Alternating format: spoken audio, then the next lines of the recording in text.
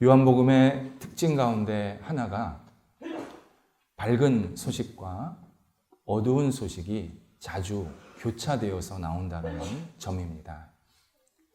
예를 들어 요한복음 3장에 하나님께서 우리를 너무 사랑하셔서 독생자 예수 그리스도를 세상에 보내셨고 그 예수님을 믿는 자마다 누구든지 멸망치 않고 영생을 얻게 할 것이다. 약속을 해주십니다. 너무나 감사하고 기쁜 소식입니다. 그런데 바로 뒤이어서 나를 믿지 않으면, 예수 그리스도를 믿지 않으면 독생자, 곧 구원자를 믿지 않았기에 벌써 심판을 받았느니라 라고 강력한 경고의 말씀을 하십니다. 세상에는 예수님을 믿고 받아들이지 않는 사람들이 많습니다. 이들은 언젠가 마지막 하나님 앞에서 심판의 자리를 피할 수가 없습니다. 그런데 하나님께서는 그때만 심판받는 게 아니라 이미 현실에서 그의 삶에 다양한 어려움과 힘든 혼란스러운 상황들이 생길 것이다 말씀해 주십니다. 영적인 혼란, 심적인 불안감, 그리고 삶을 어떻게 살아야 될지 제대로 알지 못하는 헤매는 인생을 살게 될 것이다 경고하고 계십니다. 하나님께서 명암 소식을 이렇게 교차해서 알려주시는 이유는 예수를 믿는 것은 너무 밝은 기쁜 일이지만 예수를 믿지 않는 것은 우리가 인간이 생각하는 것보다 굉장히 심각한 것이다. 심각한 결과를 얻게 될 것이다. 우리에게 알려주십니다. 오늘 본문도 그런 내용 가운데 하나입니다. 예수님께서 눈뜬 사람에게 내가 인자를 믿느냐 물으셨습니다. 눈뜬 사람이 예, 믿습니다. 예수님께서 그를 구원의 길로 이끌어 가십니다. 이렇게 마무리가 됐다면 해피엔딩. 얼마나 좋은 내용인지 모릅니다. 그런데 바로 뒤이어서 39절에서 나는 세상을 심판하러 왔다. 자기 스스로 눈이 감겨져 있습니다 고백하는 사람을 늘 뜨게 할 것이고 자기 스스로 나는 눈을 떴습니다. 잘 살고 있습니다. 그러면 눈이 감겨지게 될 것이다. 말씀합니다. 예수님께서 그냥 눈뜬 사건으로 끝내질 않으시고 너희들이 분명히 나 예수를 믿지 않는 그러한 사람들, 그러한 상황들이 분명히 있는데 그것은 분명히 심판을 받게 되는 기준이 될 것이다. 알려주십니다. 이 본문 말씀을 조금 더 깊게 이해할 필요가 있습니다. 예수님께서 세상을 심판하러 오셨다라는 것이 세상을 저주하고 멸망시키고 잘못되게 만드시겠다라는 뜻이 아닙니다. 반대입니다. 예수님께서 세상에는 심판이 있다. 그리고 그 심판의 주체자는 나 예수다. 미리 알려주시는 겁니다. 왜 미리 알려주실까요? 심판받지 말라는 겁니다. 심판의 자리에 들어오지 말라는 겁니다. 내가 심판자고 그리고 심판이 있다라고 내가 너희들한테 말하는 것은 나 너희를 너무 사랑한다. 심판 들어오지 말고 내 안에서 영원한 기쁨과 생명을 누려라. 간곡하게 말씀하시는 내용입니다. 그러면서 그 기준, 심판을 받는 기준을 뭐라 그러시냐면 예수 그리스도를 인정하는 건지 예수님을 눈뜬 자가 네, 제가 당신을 믿습니다 라고 고백한 것처럼 우리도 예수 그리스도를 구원자로 고백하고 있는지 이것이 심판의 기준이라고 말씀하십니다. 그래서 만약 내가 스스로 저는 영적인 눈이 감겨 있습니다. 저를 도와주세요. 라고 요청을 하면 예수님께서 얼마든지 도와줘서 예수가 구원자임을 깨닫게 할 것이고, 내가 스스로 나는 눈 떴습니다. 나 문제 없습니다. 라고 이야기하면 그는 결국 구원자를 받아들이지 못하기 때문에 심판의 자리를 회피할 수가 없다. 분명히 말씀하십니다. 예수님께서 우리가 구원의 자리로 들어가는 이 조건으로 어떤 인간적인 배경이나 그리고 실력이나 소유나 이런 것들을 얘기하시지 않는 것에 우리가 집중해야 합니다. 예수님께서는 딱 하나였습니다. 나 예수가 너에게 구원자냐? 내가 너에게 진리냐? 내가 너에게 유일한 사랑하고 너를 창조한 창조주냐? 전능자냐? 너 지금 그렇게 고백하고 있느냐? 이것이 우리가 심판의 자리로 들어가느냐 아니냐의 결정적인 기준이 된다라고 말씀을 해주십니다. 예수님께서 이 말씀을 하셨을 때 바리새인들의 반응이 40절에서 우리가 소경인가 였습니다. 우리가 소경인가? 굉장히 부정적이고 비판하는 투의 말입니다.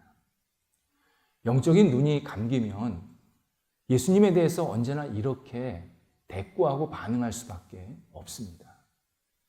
영적인 눈이 감기면 예수를 잘 알아보지 못합니다. 그냥 역사적 인물이나 좋은 선생 정도로 생각하지 진짜 예수님이 누구인지를, 그분이 나에게 어떤 존재인지를 우리는 잘 깨닫지 못합니다. 그래서 영적인 눈이 감긴 사람들이 어떻게 예수님에 대해서 반응하는지, 반대로 영적인 눈이 떠 있는 사람들이 어떻게 예수님을 받아들이는지를 우리가 한번 생각해야 할 필요가 있습니다. 먼저 영적인 눈이 감긴 사람은요, 구원자가 필요하다, 이 간절함이 없습니다. 영적인 눈이 감기면 세상의 모든 일이 인간의 계획과 준비와 노력에 따라서 좌우가 됩니다. 그래서 모든 것을 행할 때 내가 노력하고 준비하면 다 돼. 이룰 수 있어. 성공할 수 있어. 이러한 생각으로 꽉 차 있습니다. 그래서 만약에 내가 어떤 노력을 했는데, 준비를 했는데 그 일이 성취가 안 되면 그때부터 나를 막 닥달합니다. 네가 준비 덜 했어. 네가 덜 노력했어. 네가 더 열심히 해야 돼. 그러면서 자기를 막 재촉하고 쥐어짭니다. 당연히 인간적인 계획과 노력이 있어야 뭔가 성취합니다. 그런데 영적인 눈이 감기면 그게 다라고만 생각하는 겁니다. 다른 게 없는 겁니다. 그냥 내가 노력하고 내 능력으로 마음껏 하면 뭐든지 이룰 수 있다. 그래서 만약에 이루지 못하면 그때부터 그는 좌절에 빠집니다. 그러니까 영적인 눈에 감기면 노력하고 좌절하고 노력하고 좌절하고를 반복합니다. 여기서 끝나는 게 아닙니다. 다른 사람이 무엇을 못하면 비판하고 정죄하는데 굉장히 잘합니다. 부모는 굉장히 훌륭하게 잘 살았는데 자식이 평범하게 산다든지, 직장에서 상사는 정말 열심히 일해서 사람들한테 인정받았는데 밑에 부하 직원은 그냥 보통 부하 직원이라고 하면 부모나 윗사람이 아랫사람을 비판하고 정죄하는 게 굉장히 익숙합니다. 나는 너보다 더 어려울 때 시작해서 이렇게 왔는데 너 뭐야? 너는 이런 것도 갖추고 저런 것도 갖추고 이런 거 다 있는데 왜 이런 거 못해? 아주 쉽게 단박하게 정죄합니다. 특히 부모가 자녀에 대해서 이런 마음을 가질 때가 참 많습니다. 나는 이렇게 고생했는데 너한테 이렇게 다 해주는데 왜 못해? 상대방의 관심, 능력 전혀 고려하지 않습니다. 영적인 눈이 닫히면 언제나 사람을 이렇게 비판하고 정죄하는 것에 익숙합니다. 그리고 모든 것이 다 인간의 노력에 달려있다고만 생각합니다. 하지만 영적인 눈이 떠지면 내 인생뿐만 아니라 세상에 일어나는 일들이 인간의 힘대로 되는 게 아니구나. 이게 그냥 말로만 하는 게 아니라 진심으로 깨닫게 됩니다. 그래서 내가 열심히 준비도 하고 노력도 하지만 나보다 더 크신 분이 나를 도와야 한다. 나를 인도하셔야 된다.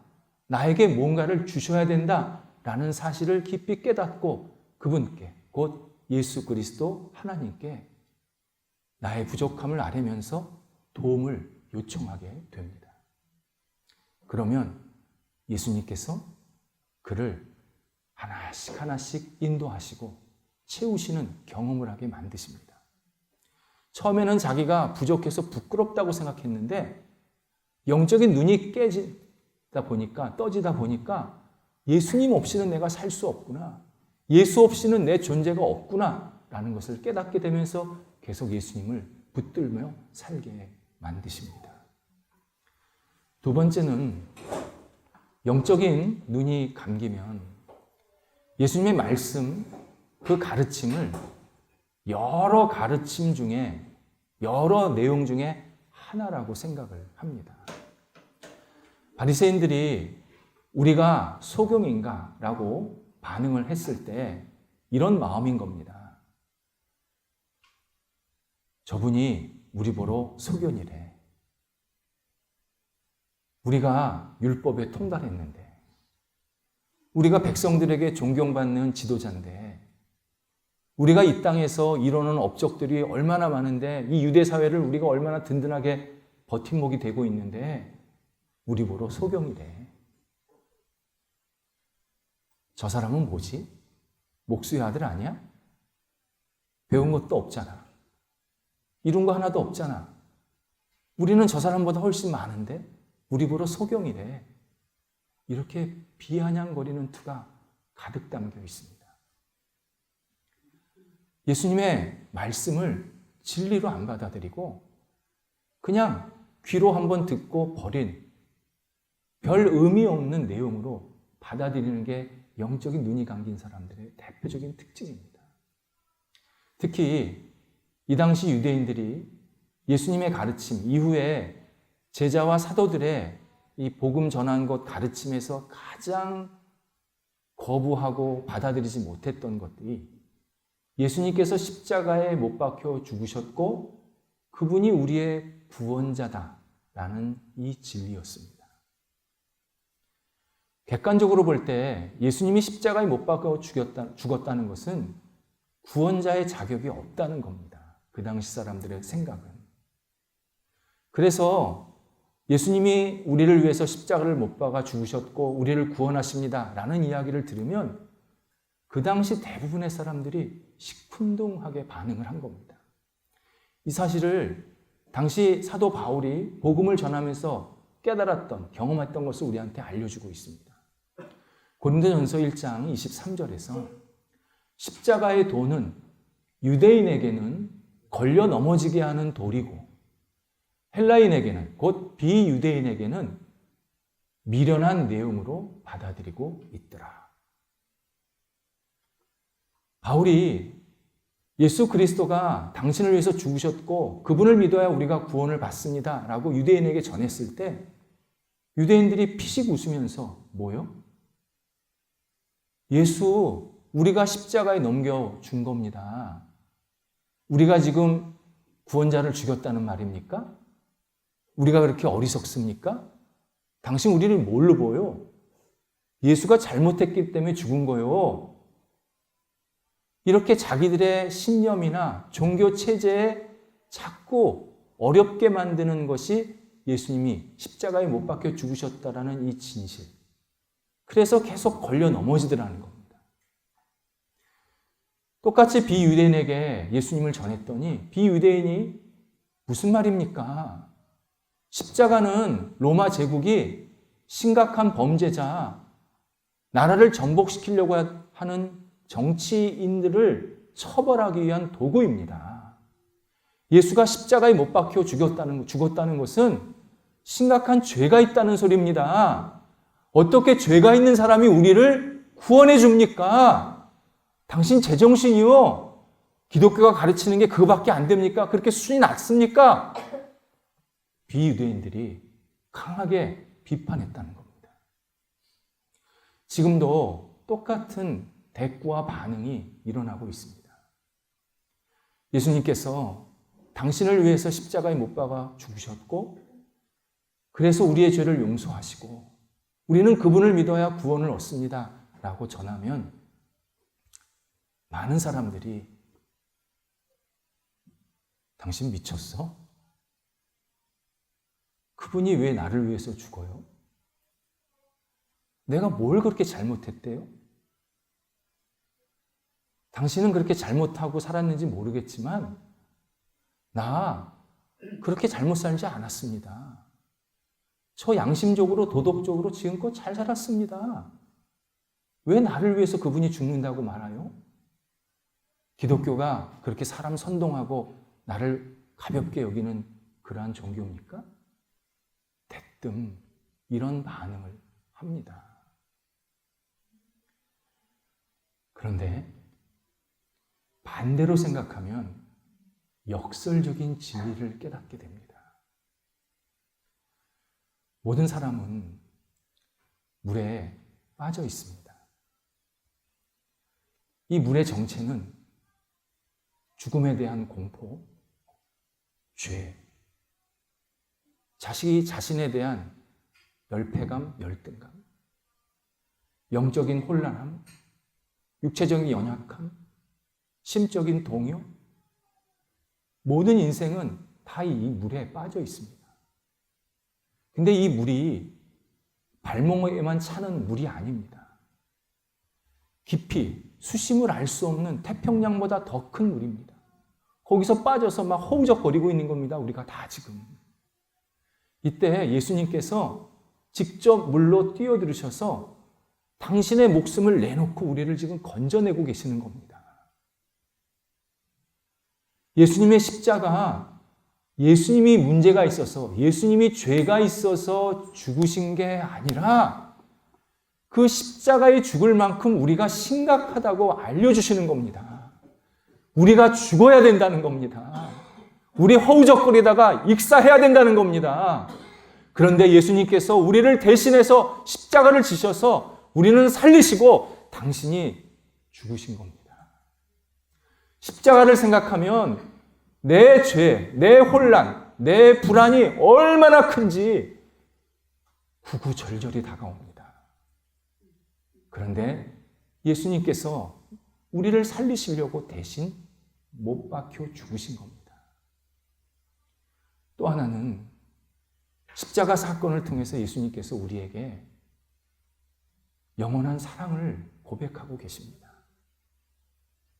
예수님 천사 보내서 죽이시지 않으셨습니다. 이 천사 죽으니까 너 살아. 아닙니다. 전능자. 유일하신 분이 직접 이 땅에 내려오셔서 우리를 위해서 십자가를 지셔서 우리를 살리신 겁니다. 그리고 마지막까지 우리에게 내가 너를 사랑하노라. 내가 너를 사랑하노라. 간곡한 말씀을 우리한테 하고 계십니다. 영적인 눈이 떠지면요, 이 십자가의 진실이 막 보이기 시작합니다. 감동이 아니라요, 감격해서 눈물밖에 안 납니다. 어떻게 나 같은 사람을 위해서 세상을 창조하신 전능자가 죽으실 수 있을까? 매일 감격하고 매일 감사의 고백을 할 수밖에 없습니다. 그러면서 영적인 눈이 떠지면요, 예수 그리스도 그 말씀이 진리구나. 내가 다 알지 못해도, 내가 다 이해하지 못해도 이 말씀의 물을 내가 먹어야 살겠구나. 그리고 계속 말씀을 듣고 묵상하고 말씀대로 살려고 하는 이 진실함이 우리 안에서 계속 일어나게 만들어 주십니다. 세 번째는 영적인 눈이 감기면 심판에 대해서 가볍게 생각합니다. 바리새인들이 우리가 소경인가? 라고 대꾸를 했을 때 예수님께서 너희 소경 맞아. 너희 지금 교만해. 이렇게 단순하게 말씀하시지를 않았습니다. 41절에 의하면 너희가 눈이 감겨 있다라고 고백을 하면 차라리 괜찮은데 너희가 눈을 뜨고 있다고 하니 그 죄가 그대로 있느니라. 이런 내용입니다. 너희가 제가 눈이 감겨져 있습니다. 제가 영적인 세계를 못 보고 있습니다. 제가 주님을 제대로 알지 못하고 있습니다. 라고 고백하면 너희가 궁일과 자비를 받을 텐데 나는 문제 없어요. 나 이렇게 잘 살고 있어요. 나 별 어려움 없이 이렇게 세상 속에서 사람들한테 존경과 칭찬받고 잘 살고 있어요. 라고 생각을 하면 그것이 너희의 심각한 죄란다. 너희는 예수 없이, 구원자 없이 살면서 잘 살고 있다는 착각을 하고 있는 거다. 거기에 따른 분명한 심판이 있을 것이다. 누구도 핑계대지 못한다. 너희가 책임을 오롯이 다 져야 한단다. 강력한 경고의 말씀을 하시는 겁니다. 이 41절은 예수님께서 지금 바리새인들에게 너희는 계속 그렇게 살면 계속 어둠 속에 빠져들어갈 것이다. 경고하고 있는 내용입니다. 우리가 비신앙인에게 또는 불신자에게 예수 그리스도를 믿고 심판에서 벗어나셔야 합니다. 지옥에서 벗어나시고 천국 가셔야 합니다. 이렇게 진지하게 말을 하면요. 많은 사람들이 심판이요? 받죠. 지옥이요? 갈게요. 아무렇지도 않게 대답하는 경우를 많이 경험하게 됩니다. 근본적으로는 심판을 안 믿는 겁니다. 누가 나를 심판해? 심판이 어디 있어? 참 이상하지요? 학교 가도 시험을 봐야 되고 직장 가도 취업 시험을 봐야 되고 어떤 과정을 넘어갈 때 우리는 다 테스트가 있는데 자기 인생은 테스트가 없다고 생각해요. 분명히 테스트 하시는 분이 있는데 마지막에 점검하시는 분이 있는데 자기는 테스트 안 받을 거라고 생각해요. 참 어리석어요. 그러면서 나는 심판 받을 거예요. 제가 인생 살면서 지옥 같은 경험 여러 번 했습니다. 심판 같은 상황 많이 겪었습니다. 문제 없어요. 저 심판 받아도 돼요. 이렇게 이야기를 합니다. 이분은 지금 심판을 매우 곡해하고 있는 중입니다. 성경은 심판이 매 한 대 맞고 끝. 그게 아닙니다. 그러면 하나님께서 육체의 몸으로, 인간의 몸으로 이 땅에 내려오시지 않으셨습니다. 성경이 말씀하시는 심판은 영원한 죽음, 거기서 슬피 이를 갈며 탄식하며 살게 될 것이다. 무시무시한 경고를 하고 계십니다. 심판이 없다고 없어지는 게 아니라 하나님은 계속 심판은 이렇게 있을 것이다. 우리에게 알려주고 계십니다. 그런데 영적인 눈이 어두운 사람은요, 여전히 심판에 대해서 경각심을 갖지 않습니다. 그런데 영적인 눈이 떠지면 심판에 대한 엄중함을 깨닫게 됩니다. 그리고 예수님께 예수님, 저 심판받기 싫습니다. 저 하나님 품 안에서 가장 좋은 복된 곳에 가고 싶습니다. 그런 마음이 내 안에 계속 생기게 만드십니다.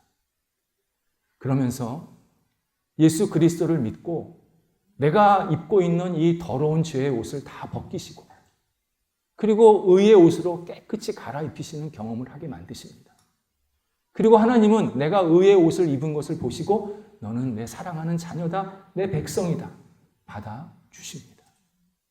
뿐만 아니라 내가 예수 그리스도 그분의 주시는 은혜의 이 샘물을 먹지 않으면 제대로 살 수 없다. 이것을 깨닫고 계속 은혜의 샘물을 먹고 우리의 영혼이 건강해집니다. 말씀을 들으면서 이 말씀을 받아서 내 상처난 영혼을 바릅니다. 말씀을 통해서. 그러면 상처난 영혼이 치유가 되기 시작합니다. 내 능력으로 살려고 했던 것 과감히 내려놓고 성령의 능력 의지하고 성령의 인도하심에 의지하면서 누구보다도 당당하게 그러나 겸손하게 이 땅을 살도록 우리를 이끌어 가십니다. 영적인 눈이 떠지면요, 우리가 살고 있는, 우리가 알고 있는 일반적인 그러한 삶이 아니라 훨씬 높은 차원의 하나님이 기뻐하시고 영광 받으실 만한 삶으로 계속 우리를 이끌어 가십니다. 그래서 예수 그리스도를 믿고 만나는 것이 그렇게 중요한 겁니다. 강원도 태백에 삼수령이라는 산등성이가 있습니다. 차량으로도 올라갈 수 있고요. 삼수, 새 물이 만들어지는 곳이라는 뜻입니다. 이 제수삼수 아닙니다. 물이 새 갈래로 만들어지는 곳이라는 뜻입니다. 하늘에서 비가 내리면요, 그 빗물이 서쪽 경사에 있는 바위에 부딪혀서 바위를 따라 흘러가고, 그러면 평창, 원주를 거쳐서 한강이 됩니다. 그리고 한강이 서울을 관통하고 인천을 통해서 서해로 들어가게 됩니다. 하늘에서 내린 빗물이 남쪽 경사에 있는 바위를 타고 내려가면 봉화, 안동으로 들어가서 낙동강이 됩니다. 그리고 대구, 창원, 부산의 을숙도를 거쳐서 남해로 합류하게 됩니다. 동쪽 바위를 만나면 바로 속초로 들어갑니다. 그리고 삼척으로 해서 50천이 이루어지고 동해로 빠져나갑니다. 똑같이 하늘에서 내렸는데, 하늘에서 동시에 내려왔는데 어떤 바위를 만나냐에 따라서 물의 방향과 목적지가 달라졌습니다. 내가 생명을 만들어가지고 이 땅에 태어난 사람 한 사람도 없습니다.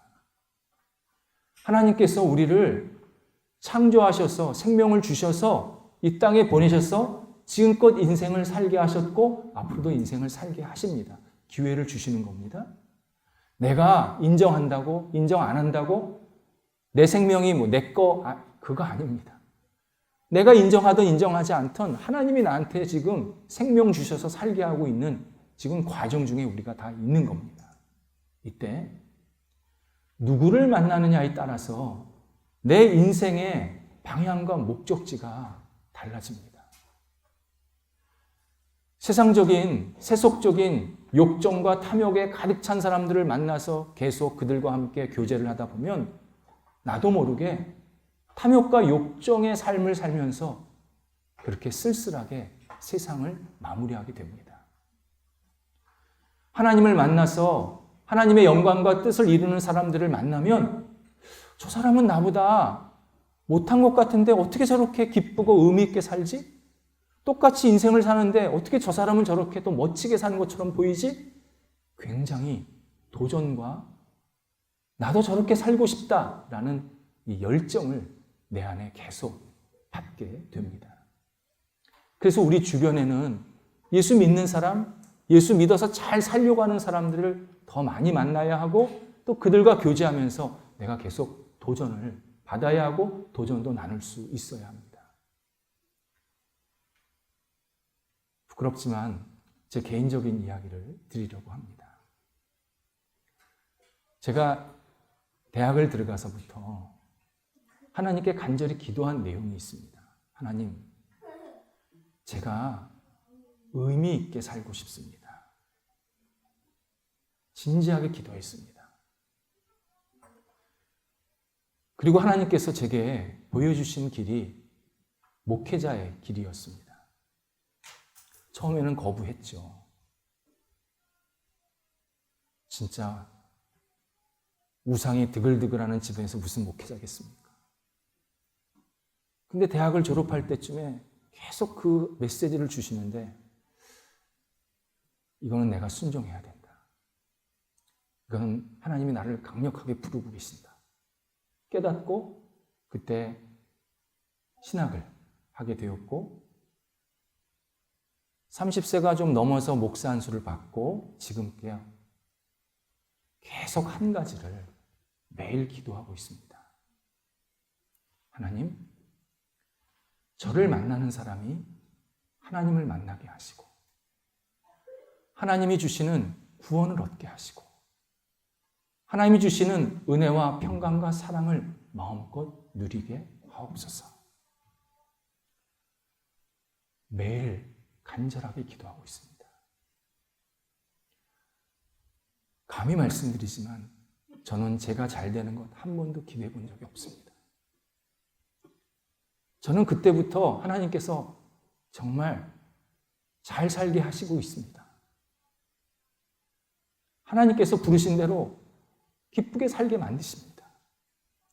제 유일한 관심은 저를 만나는 사람들이 구원받고 하나님이 주시는 은혜와 사랑과 평강과 복을 누리면서 더 멋지게, 저보다 더 멋지게, 더 훌륭하게 살기를 매일매일 기도하고 있습니다.